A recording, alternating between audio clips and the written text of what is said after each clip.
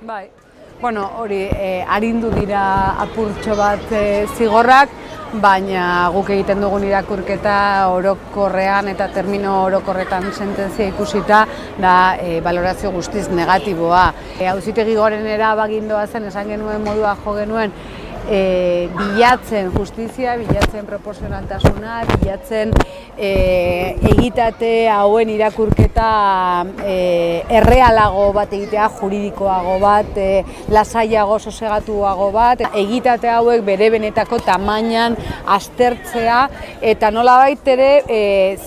prozedura penal honetatik kanpo edo kanpotik eragin duten elementu horiek kanpoan geratze, ez beste interes batzuk, interes politikoak, beste motatako interesak kanpoan ustea, eta hori argi dagoena da ez dugula lortu, eta beraz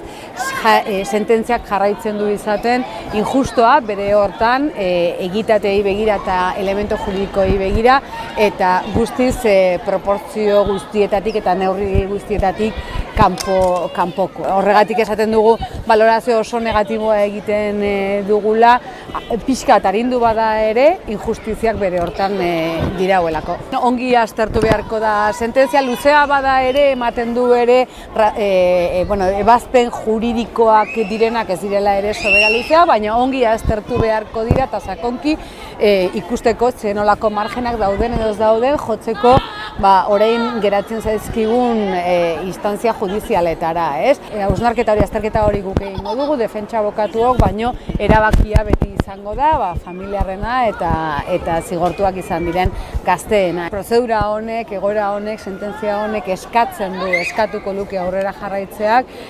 inondik inora ere ez zaigulako bermatu, ez prozedura justo baten eskubidea eta bermea, ez beste eskubide asko gure ustez urratuak izan dienak prozedura honetan. Hala ere, azpimarratu nahi dut ere, sententzia hau irmoa dela eta sententzia honek barnebiltzen dituen ebazpen asko irmoak direla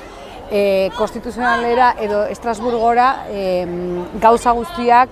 edo orain arte kuestionatu diren gauza guztiak ezin direlako eraman, ez da, bakarrikan eraman daitezke oinarrizko eskubideen urraketak, baino nola aplikatu den legea, ze frogak dauden edo ez dauden, nola zehaztu diren egileak edo nola ez diren zehaztu, hori guztia esaten da dela lege aplikazio ordinarioa eta orduan ezin da eraman olako tribunaletara. Beraz, horiek ebazpen horiek guztiak irmoa dira, sententzia irmoa da, hasi behar da betetzen, nahiz eta erabaki jotzea instantzia horietara, hemen badaia egoera bat errepara ezina izango dena edo buelta ezina izango dena zoritzarrez.